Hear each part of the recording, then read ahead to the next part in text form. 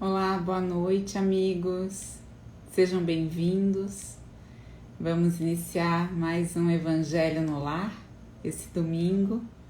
Estamos aqui ao vivo, dia 11 de abril, para conversar a respeito de um tema muito importante, de um tema bastante atual, né? Que a gente ouve bastante comentário, dúvidas. Eu participo do grupo do ESD, do Estudo Sistematizado da Doutrina Espírita, e sempre que a gente traz esse tema, ele vem cercado de muitas perguntas, muitas dúvidas. Então, certamente, a gente está aqui aberto para conversar e ouvir as dúvidas, ouvir as perguntas de todo mundo que estiver aqui também. Boa noite, Júlia. Boa noite, Emília. Boa noite, pessoal. Muito bom a gente estar aqui de novo, né? Reunidas para mais um Evangelho no Lar. Emília, sabe que eu estava olhando aqui antes de começar, que a gente está finalizando o capítulo 5, né? Se eu não me engano, faltam 2 macro temas. E eu fui ver, a gente está no 18º encontro, se não me engano, do nosso Evangelho. Fiquei bem feliz de ver que o pessoal começou lá no primeiro encontro, continua até hoje com a gente. Sim. E que também várias pessoas novas estão cada vez mais abraçando aqui com a gente. Fiquei bem feliz. É verdade. Toda semana a gente tem alguém novo entrando e a gente revê os amigos que estão desde o início do ano com a gente aqui todos os domingos. Muito gostoso mesmo esse encontro, gente. Coisa boa. Júlia, para a gente iniciar, vamos fazer então a nossa prece? Você pode fazer a prece para a gente? Vamos sim, vou fazer a prece inicial então, pessoal.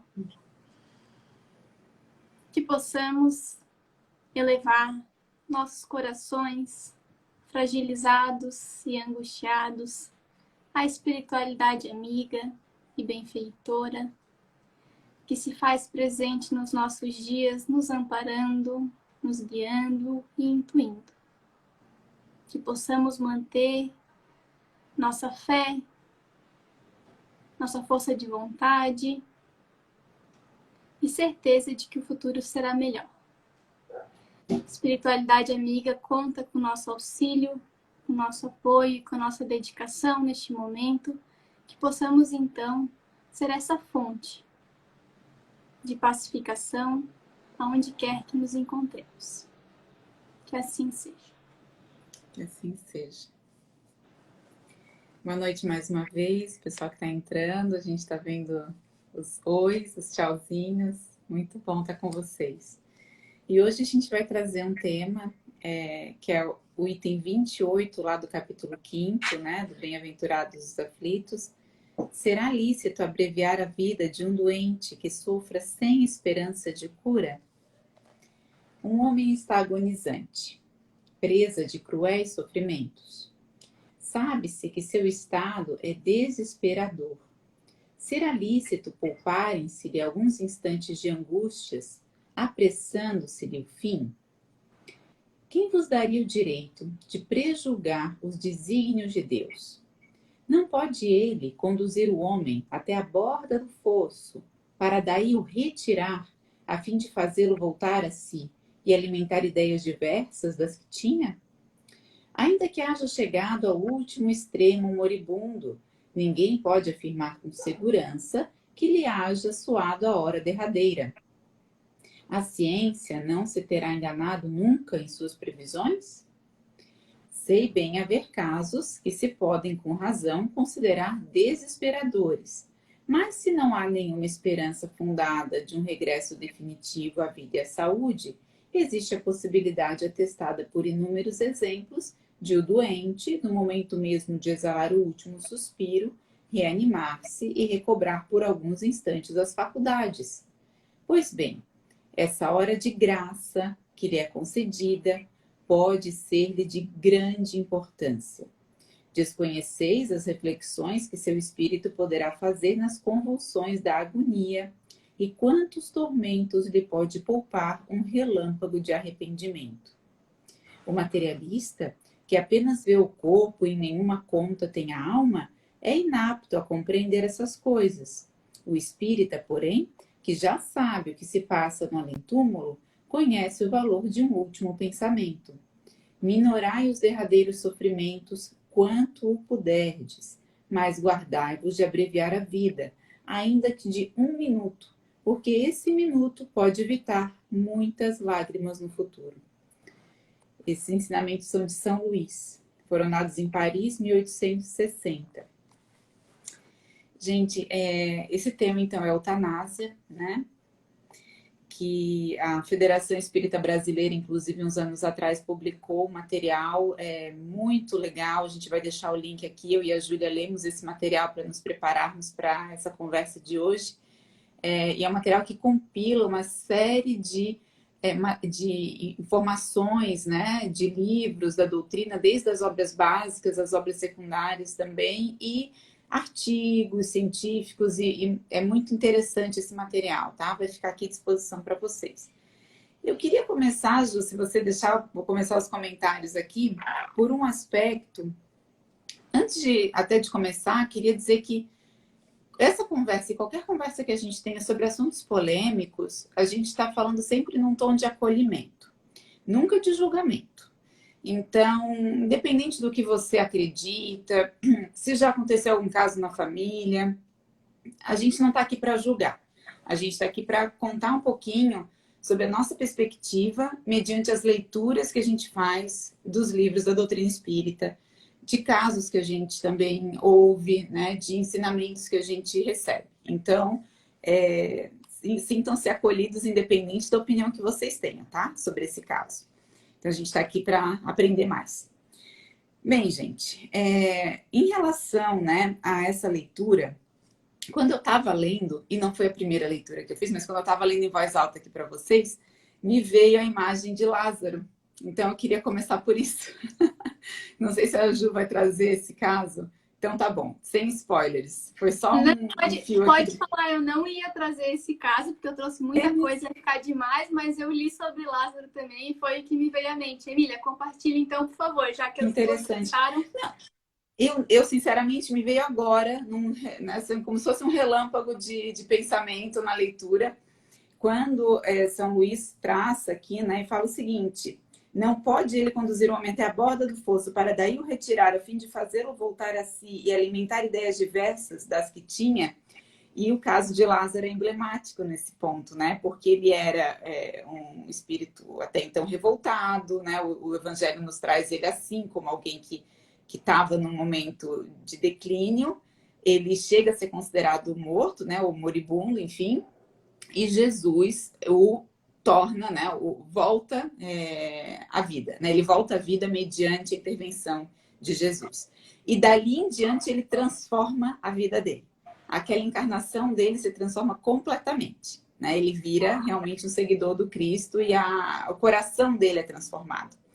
Então, o caso de Lázaro traz para a gente a possibilidade de mudança que esse quase morte pode trazer e traz para muita gente. Tem uma série que está no Netflix, que ela também é bem cheia de informações interessantes, né? Que fala sobre esse quase morte, experiências de quase morte que muitas pessoas têm.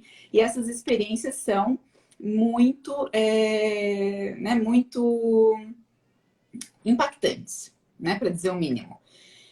Tem no livro Voltei, não é um caso de quase morte, é um caso de desencarne mesmo, do irmão Jacó, mas ali naquele livro o irmão Jacó nos traz, e tem uma palestra maravilhosa, eu vou deixar o link aqui também, tá, gente, para vocês, uma palestra que o nosso irmão Paulo fez pra gente na Casa Espírita, no finalzinho do ano passado, sobre essa obra, e é muito boa a palestra, a obra é muito boa também. Então o irmão Jacó, ele descreve o desencarne dele. Ele volta para descrever o desencarne dele.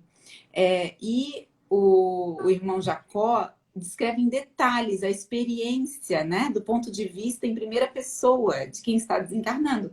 Aquilo, quando eu li a primeira vez, me chamou muita atenção, porque é um momento crítico na existência de todo mundo. Todos nós vamos passar por esse momento, e é um momento crítico, né? É um momento que, de fato, ali muitas coisas podem acontecer, inclusive arrependimentos, como São Luís diz aqui, né?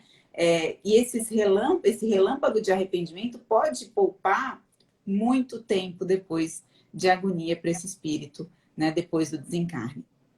Então, é muito importante a gente entender a mecânica do desencarne, entender a importância desse momento para nós, seres espirituais, seres imortais, para a gente entender que abreviar esse momento por conta própria, pode ser prejudicial para a gente, para o ente querido, né? O material que a FEB traz começa, não podia ser diferente, pela pergunta que Kardec faz à espiritualidade no Livro dos Espíritos, é a questão 953.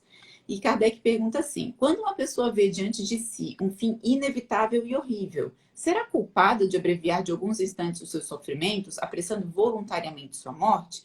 Então, Kardec parte do princípio de que poderia ser uma caridade, né, um ato de benevolência, eu evitar o sofrimento alheio.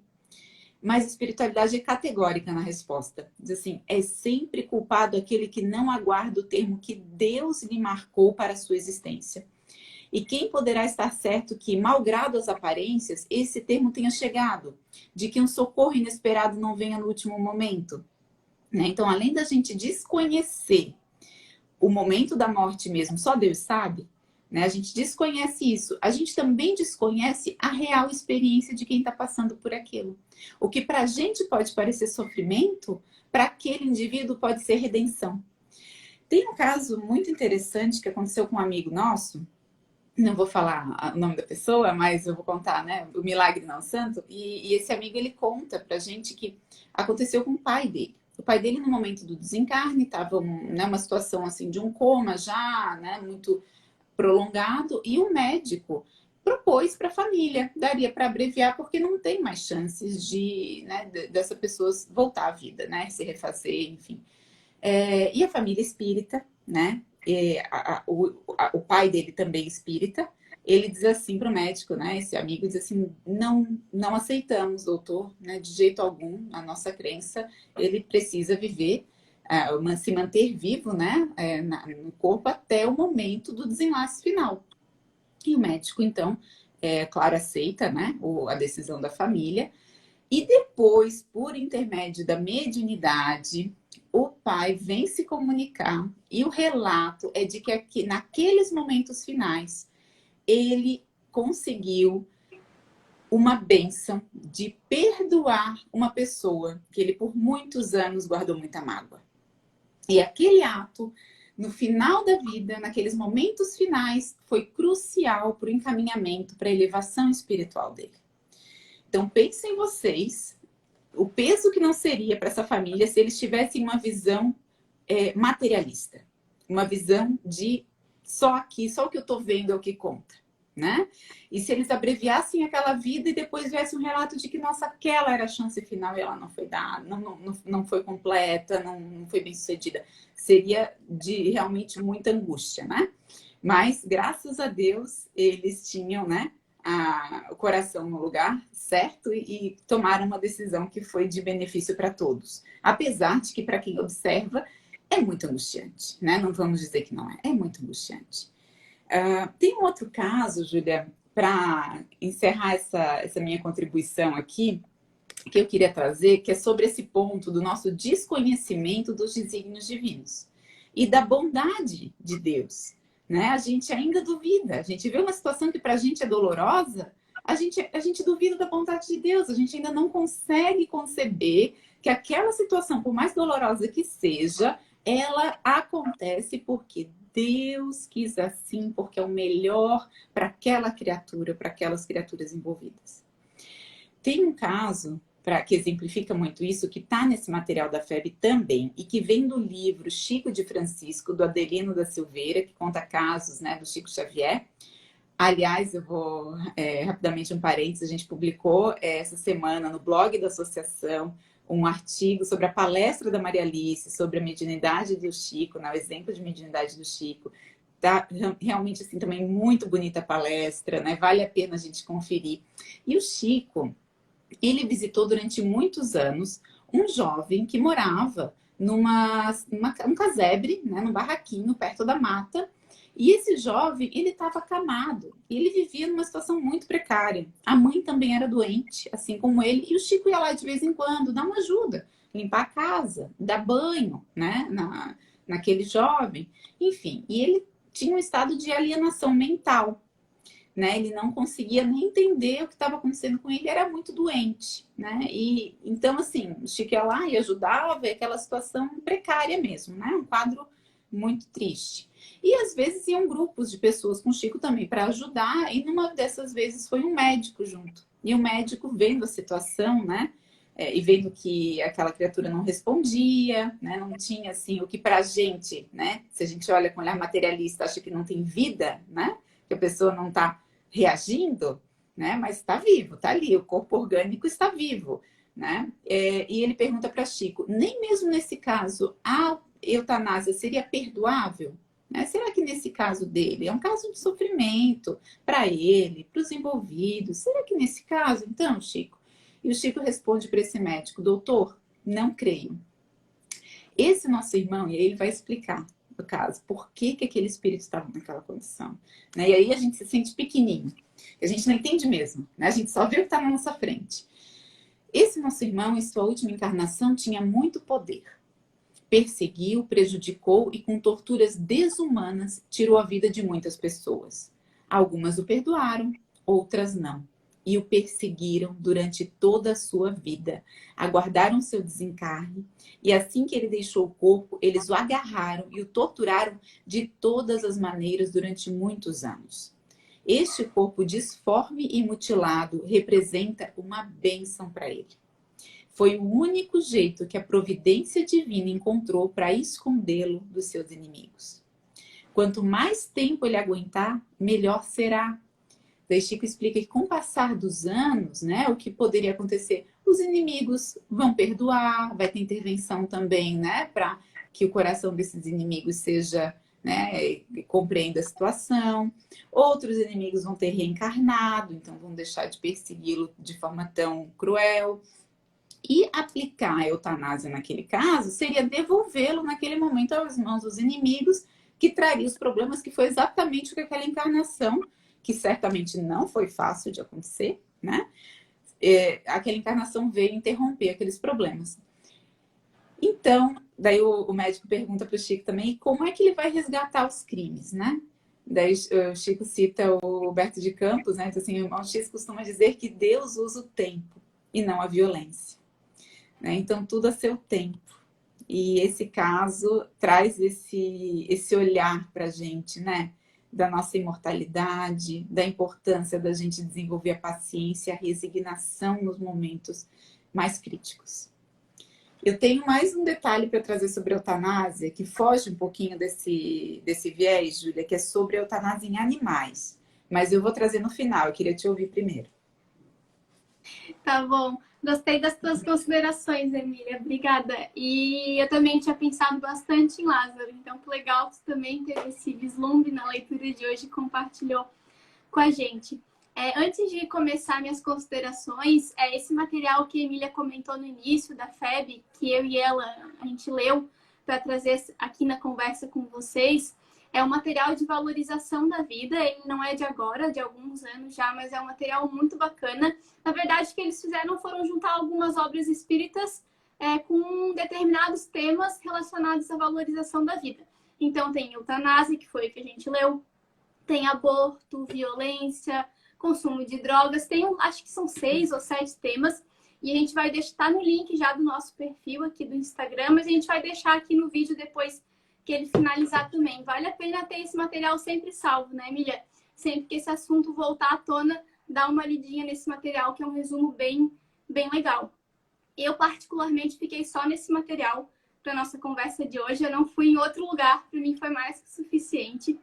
E outra coisa que a Emília também comentou no início é que a gente não está aqui em posição de fazer julgamentos, né? Cada um sabe a verdade que vive. Só Deus sabe o que se passa no coração de cada um, quais as intenções de cada um. Mas é importante, sim, né, Emília, a gente saber qual que é a verdade, porque a verdade ela é única, é uma só. Então é importante a gente ter esse conhecimento para depois tomar uma decisão ou outra que só Deus vai saber nos entender. Mas é importante ter esse conhecimento, né? E a forma que, na minha cabeça, pensando nesse assunto, eu pensei umas 5 vezes de que forma que ia ser melhor trazer esse assunto, porque ele é um assunto que é difícil, né, Emília? É um assunto de falar e de entender também, de entendimento. E aí, a forma que no final eu achei que mais coube, eu trouxe 3 perguntas, 3 questionamentos, pensamentos que eu já ouvi de várias pessoas E que vez ou outra, não só no assunto eutanásia também, pessoal, mas esse conteúdo que a gente está conversando aqui, ele serve para outros assuntos também. Serve para a questão do aborto, por exemplo, porque essa aqui, pelo menos para mim, Júlia, é a beleza da doutrina espírita. É tudo um princípio só. É tudo uma linha que vai se conectando, é uma explicação só para o todo. Não tem isso aqui, é uma explicação para a eutanásia. Isso aqui é tudo uma explicação só da vida, da imortalidade. Então, o que eu trouxe foram esses 3 questionamentos que eu já ouvi, já pensei, enfim, já passou. O primeiro deles é o seguinte: o corpo é meu, eu tenho o direito de decidir o que é melhor para ele. Então, às vezes a pessoa sabe que ela está em determinada situação, que ela pode vir a ficar em determinada situação, e tem esse questionamento, que a vida e o corpo é nosso, é meu, então eu posso decidir o que é melhor para ele ou não. E acho que esse pensamento, ele é equivocado, porque na verdade o corpo ele não é nosso. Ele foi emprestado por um período bem pequenininho de tempo ainda, né, Emília? Bem rapidinho, só uma encarnação. Então, foi um empréstimo de Deus. O corpo ele não é nosso. A gente acha que é, mas ele não é. A gente tem que cuidar com muito carinho, porque foi esse presente. Então, não tá Como todos os itens que a gente pega emprestado, quando a gente devolve melhor do que a gente pegou, ou pelo menos tão conservado quanto, né? Então, os elementos que compõem o corpo, a gente cuidar deles para quando a gente devolver, eles estarem, né, com a pureza, né? Fazer o bem com esses itens também, né, Júlia? Então, não só o corpo, mas tudo que a gente tem. E aí tem pensadores espíritas que vão além e vão falar, inclusive, das nossas capacidades. Como esse exemplo do Chico, esse jovem, ele não tinha nem a capacidade de reflexão. Porque se ele tivesse a capacidade de pensamento, os inimigos conseguiriam localizá-lo. Então, nessa encarnação, quando ele reencarna, ele não tem a faculdade de concatenar realmente as ideias. Ele vive num mundo lá ilusório, né? Segundo, dentro desse livro tem a explicação, assim, Emmanuel, numa dessas idas, ajuda Chico a visualizar o que ele vê, e ele vive numa ilusão, ele ainda se vê como príncipe, né? E ele não tem ideias muito formadas, porque caso ele tivesse, os inimigos conseguiriam localizá-lo. Então, a faculdade de pensar também é um empréstimo, que a gente tem uma bênção, que a gente recebe a cada encarnação, né? Então, as nossas faculdades, as nossas possibilidades, os nossos talentos, claro que são conquistas nossas, mas a gente acessa também pela bondade divina, também pelo nosso mérito, né? Então, tudo isso é muito interessante, essa questão do corpo, Júlia, porque me toca. Eu passei por uma experiência pessoal com isso, de um aprendizado na prática, de dizer, esse corpo não é meu, é um empréstimo. E isso ficou marcado. E, de fato, é um pensamento que muitas vezes a gente tem, de que a gente tem as coisas, né? De novo, a gente esquece que é a bondade divina que nos permite. A gente liga muito esse pensamento com o pensamento de falsa liberdade, né? Eu tenho a liberdade para fazer o que eu quero porque o corpo é meu.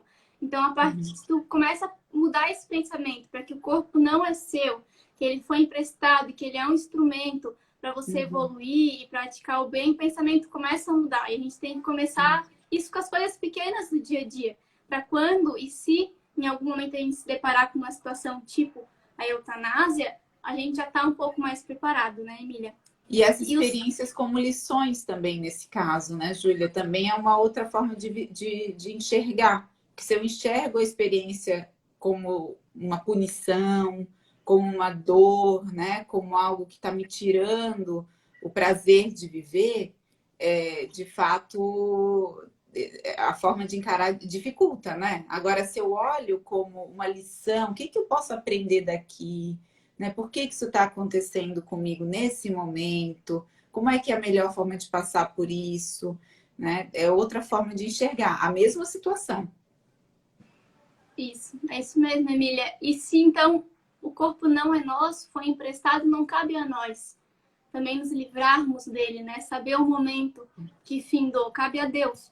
Então não é uma decisão que cabe a nós, nem nós que somos, entre aspas, donos do corpo enquanto aqui encarnados. O segundo afirmação, questionamento, é que isso não é forma de viver, isso não é vida. O que eu quero dizer com isso? Às vezes a gente se depara não necessariamente com um parente que está em estado terminal, um amigo. Às vezes até muito antes. Um ente querido, alguém que a gente ama muito, que está vivendo uma situação difícil, uma doença dolorosa. A gente olha e pensa, nossa, isso não é vida, né? Essa forma, isso não é vida, não é legal, não está saindo nada de bom dali, a pessoa só está sofrendo. Isso é um pensamento que eu, pelo menos, já tive. De ver alguém que amo muito sofrendo, de por um breve segundo passar aquele pensamento. Isso não é vida, né?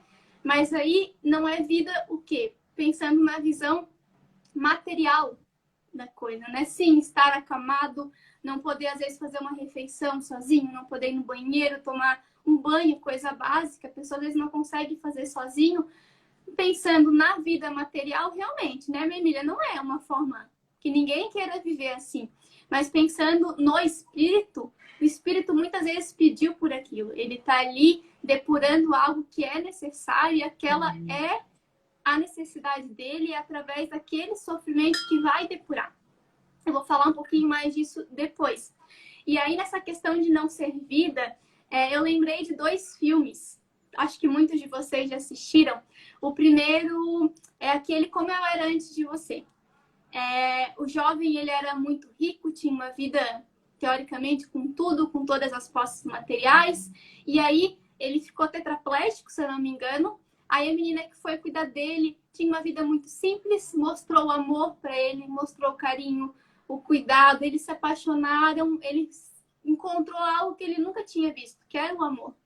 E aí, só que apesar disso, aquilo continuava não sendo vida para ele. Porque apesar de ter encontrado o amor, ele não poderia viver a vida que ele vivia antes. Consumir, utilizar o bem material que ele tinha, porque ele estava ali incapacitado fisicamente.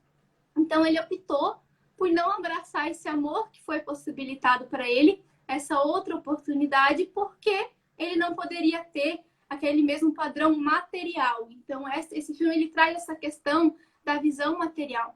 E o segundo filme, que é uma visão oposta, mas um problema parecido, é aquele Intocáveis. Esse nome do filme eu demorei para lembrar, mas também é um caso de uma pessoa que também acho que é tetraplégica.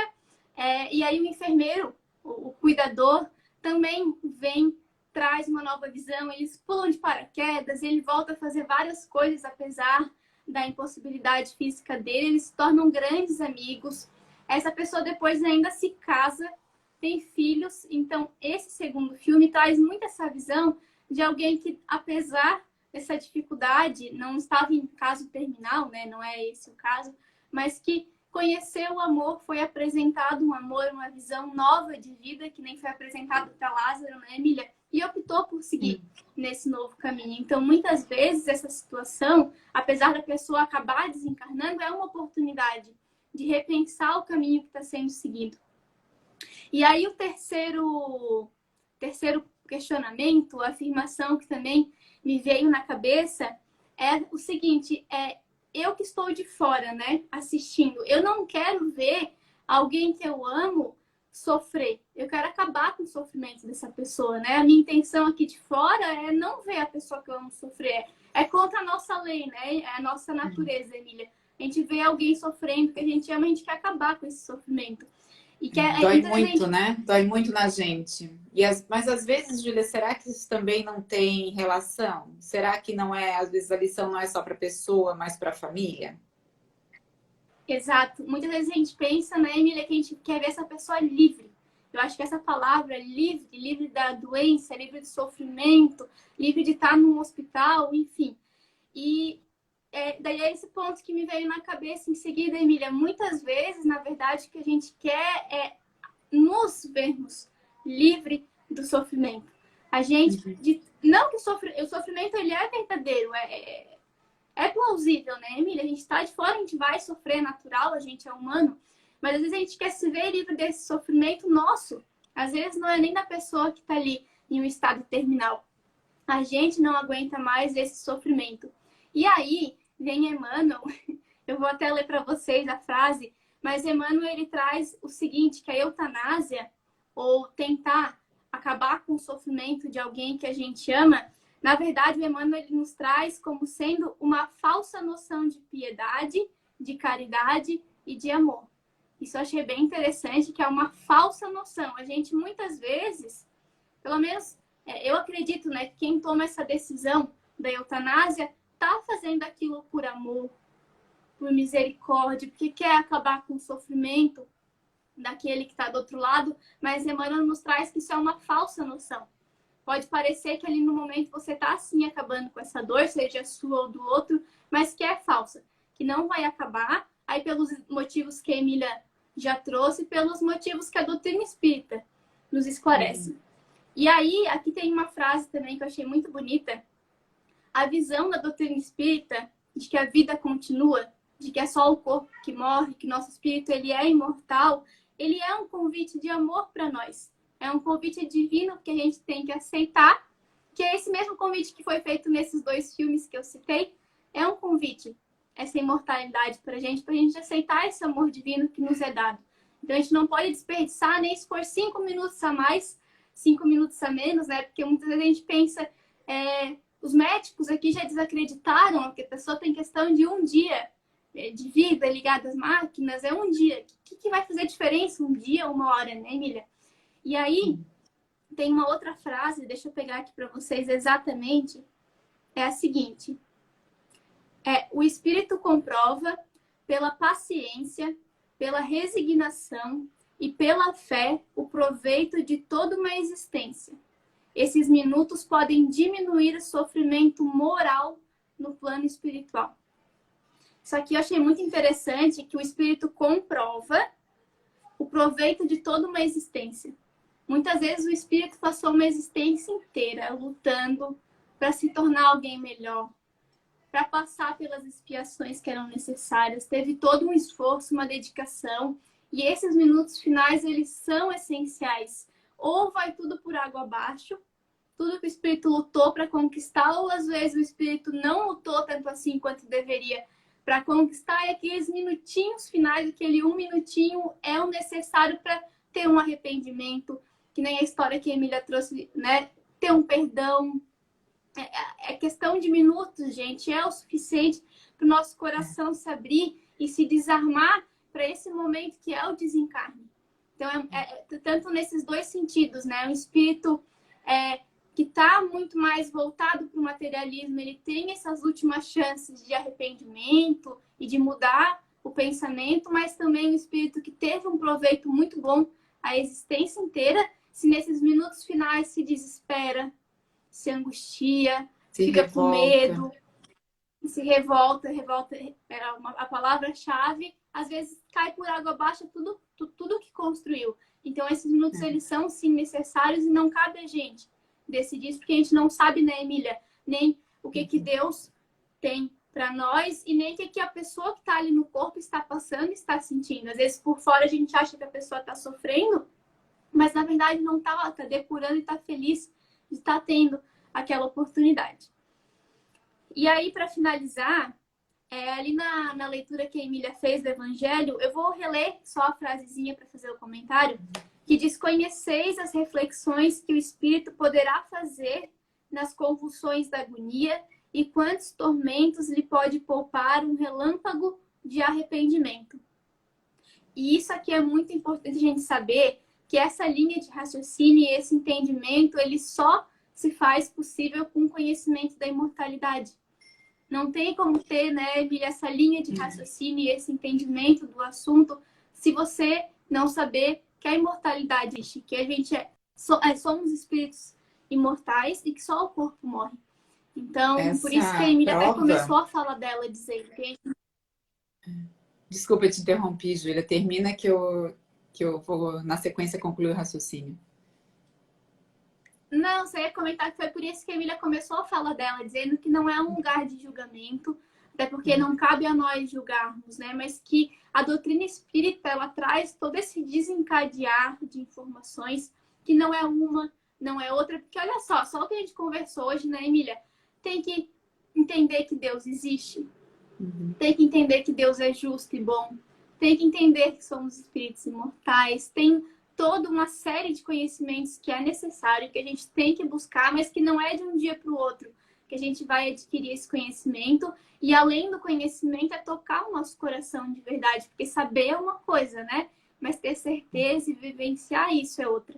Então é tudo um aprendizado mesmo de diversas encarnações, mas é importante esse momento aqui de conversa e debate para ir assimilando, ir estudando e ir conhecendo. Sim, porque os momentos de prova chegam, né?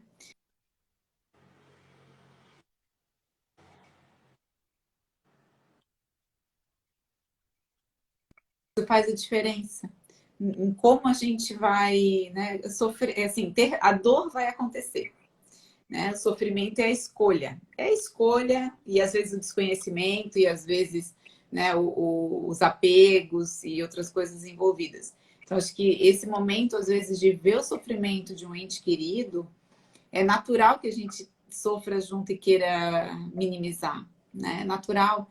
Mas esse momento a gente fala até de desencarnes, né? De entes queridos, tem algumas palestras também na nossa casa a respeito disso.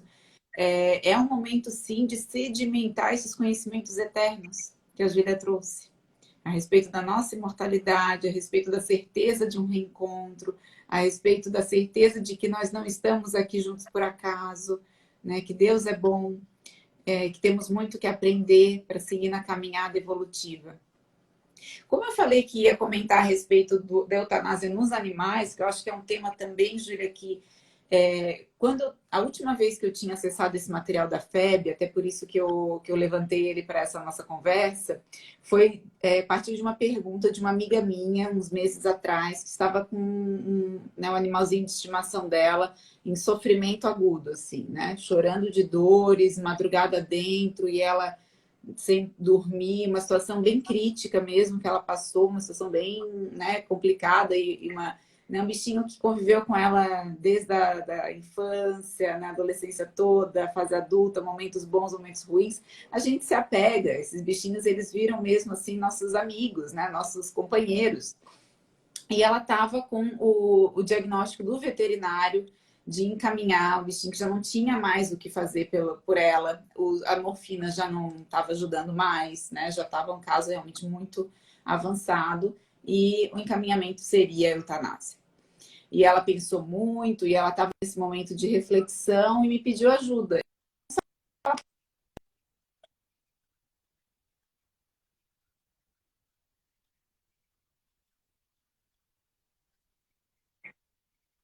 Era das leituras sobre os seres humanos, né? Não sobre os animais.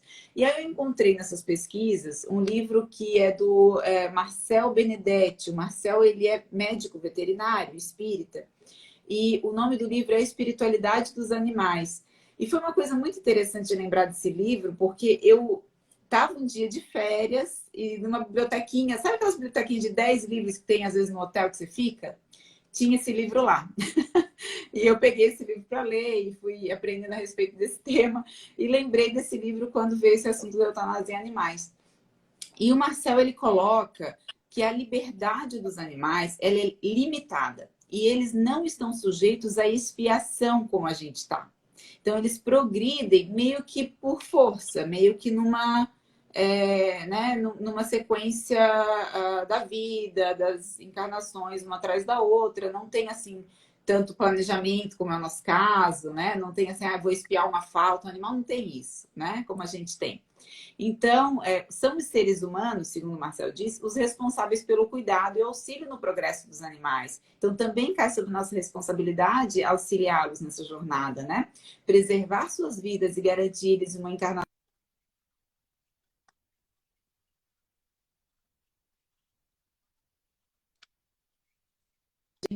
bem, tem, né, sob nossa alcunha, ajudar no progresso. Então, a eutanásia, né, segundo o Marcel, né, esse médico veterinário e escritor espírita, pode ser praticada depois que forem esgotados todos os recursos médicos de tratamento e de cura. Para ele, né, seria considerado, na visão dele, um assassinato, né, do bichinho se a eutanásia acontecesse por comodidade. Então, vai tudo da intenção. né? Então, como o bichinho não tem a autorreflexão, então tudo que a gente fala aqui é o aproveitamento do espírito, certo? No momento final da morte, o aproveitamento do espírito para que ele progrida. O animal não tem isso, não tem essa reflexão para que haja esse aproveitamento, né? Então, se a eutanásia acontecer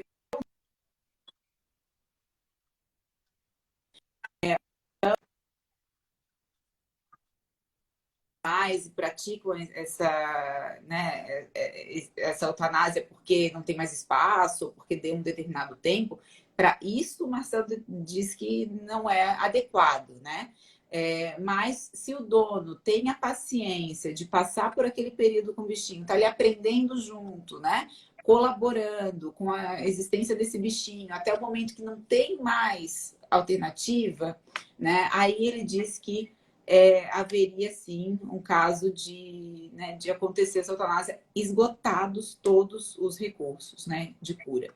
Então é um pouco diferente, um pouco não, é totalmente diferente a gente falar da eutanásia nos animais, da eutanásia nos seres humanos em função dessa capacidade ou não que o animal tem de autorreflexão e progresso. Legal, pessoal. Não Emília, sei se temos perguntas e comentários comentário. hoje, Júlia? Diga. Eu acho que a minha internet está um pouco ruim, tá com delay. Se estiver travando muito, tu me avisa, tá, Emília? Tá bom. Um último comentário só o sofrimento do corpo versus o sofrimento moral. Que nesses casos de últimos instantes da vida, normalmente tá um ao inverso do outro, né? Que o corpo tá com um sofrimento extremo, já quase no período do desencarne. Isso acontece para que o sofrimento moral após o desencarne ele não seja tão grande, justamente porque o espírito está ali depurando alguma necessidade anterior e do passado. Então, a gente que está aqui de fora e que é muito difícil ver o sofrimento, a gente tem que lembrar que é o sofrimento do corpo físico e que depois vai ser melhor e o sofrimento moral ele vai se reduzir, o espírito ele vai estar livre, ou pelo menos um pedaço de alguma expiação, de alguma prova, de algo que lhe foi imposto. Então, é o sofrimento do corpo para que não haja um sofrimento moral maior. Então, quando tem essa visão, alivia um pouquinho o nosso coração, né, Emília, da gente que está de fora, olhando. E a gente também não sabe como ajudar, né? Como atenuar essa dor física. Às vezes não tem como. Mas eu adoro dar exemplo de lavar louça, sempre que possível. Às vezes não dá para atenuar um sofrimento desse tipo, não dá. Mas dá para ir lavar uma louça, dá para ajudar, dá para fazer companhia, sentar do lado, assistir um filme, se tiver como, dá para conversar, dá para só estar ali presente. Então a gente tem como, apesar da pessoa ter que passar por esse sofrimento, foi o assunto anterior, né, Emília? A gente tem como... Dá para fazer uma prece. Sempre. Uma prece, a gente sempre tem meios de diminuir um pouquinho o sofrimento. A gente não vai conseguir acabar com ele muitas vezes, mas diminuir a gente consegue. E a Emília tem a passar para os comentários, né? Eu vou só emendar num comentário específico que a Fabiana fez, que sempre que a gente opta por não lutar a favor da vida, é uma forma de suicídio. Então, às vezes, fica trancado dentro do quarto com desânimo.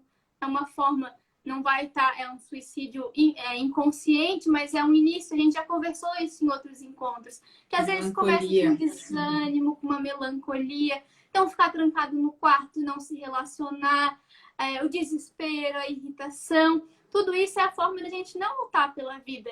E o momento que a gente está vivendo agora é muito difícil, né, Emília? Tá difícil para todo mundo. E acho que num momento ou outro, todo mundo, a gente está cansando. Um dia a gente cansa, fica desesperado mesmo, fica cansado, quer ficar trancado dentro do quarto, não quer falar com ninguém, tá com raiva, todos os sentimentos possíveis. Mas a gente tem que lutar contra isso, a gente tem que lutar a favor da vida da nossa e dos outros que estão ao nosso redor. Então, quando vem esse pensamento, passarinho, que eu falo, né, perto da cabeça, manda para longe, levanta, sai, vai conversar com alguém, lê um conteúdo legal, manda esse pensamento para longe, porque a espiritualidade, ela tá aqui do nosso lado para ajudar, só que eles precisam da nossa ajuda também. Nossa ajuda para nos ajudar, mas para ajudar todos aqueles que estão ao nosso redor, a sociedade, o momento que a gente está vivendo. Então é importante ter esse bom ânimo mesmo, essa vontade de lutar a favor da vida. Acho que isso está difícil, mas que a gente tem que continuar tentando. Que bom, Júlia. Mensagem bonita para a gente concluir. Obrigada mais uma vez a presença de todos aqui. Obrigada por nos acompanharem nessas reflexões de um tema tão polêmico, tão desafiador, né, para a gente, né, de estudar e trazer, né, com o máximo de clareza que a gente consegue. E a clareza a gente só consegue quando a gente entende, né, de fato, quando a gente lê e entende. Então, exige um pouquinho, né? Quando a Júlia me convidou para vir aqui hoje, eu disse assim: eu vou com medo, mas eu vou com medo junto, porque é um tema que desafia a gente. Então, nada, né, que a gente diz assim, às vezes é final, é o processo de um aprendizado e que só quem passa vai dizer assim: de fato aprendi, né? De fato agora eu aprendi. Né? Isso que a gente traz aqui é o conhecimento que vem dos livros, né? Vem das histórias que a gente ouve. Quem sabe mesmo, né, como o caso desse meu amigo, que teve a convocação ali, o convite do médico e disse não, né? Ali ele de fato aprendeu a respeito desse tema e pode hoje ensinar, né? Mas hoje a gente está aqui só para conversar a respeito. Então, obrigada novamente, né, a presença de todos mais esse domingo, nesse evangelho que é tão maravilhoso, que nos deixa assim mais leves, né, para começar a nossa semana. Num momento tão grave, esse momento de nos sentirmos mais leves, desse bom ânimo que a gente fica, acho que todos esses momentos a gente tem que se cercar deles. Né? Então, o Evangelho é um desses momentos, o momento da prece que a gente faz às 10 da noite. Né? Hoje tem mais um dia desses de prece às 10 da noite, estejamos juntos. São momentos que a gente tem que aproveitar agora e cultivar.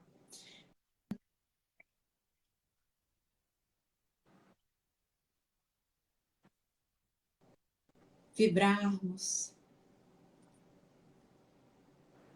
junto com a espiritualidade amiga que acompanha esse trabalho, pensarmos no nosso Senhor Jesus Cristo, nosso amigo, mestre e modelo, de braços abertos, trazendo para nós seus ensinamentos no nosso dia a dia, compreendendo e acolhendo as nossas faltas e nos oportunizando todos os dias a conexão com o alto, a conexão com o Pai que Ele nos apresentou como esse Deus bondoso, esse Deus justo, esse Deus que é um Pai e que nos aguarda a cada decisão que a gente toma, a cada momento da nossa vida, a forma como a gente lida com as dificuldades, são sempre lições trazidas para nos aproximar desse Pai justo e bom.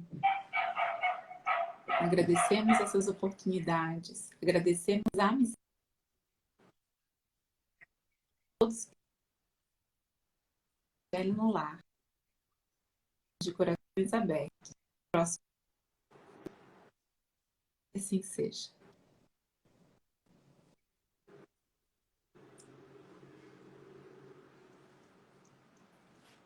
Boa noite, pessoal.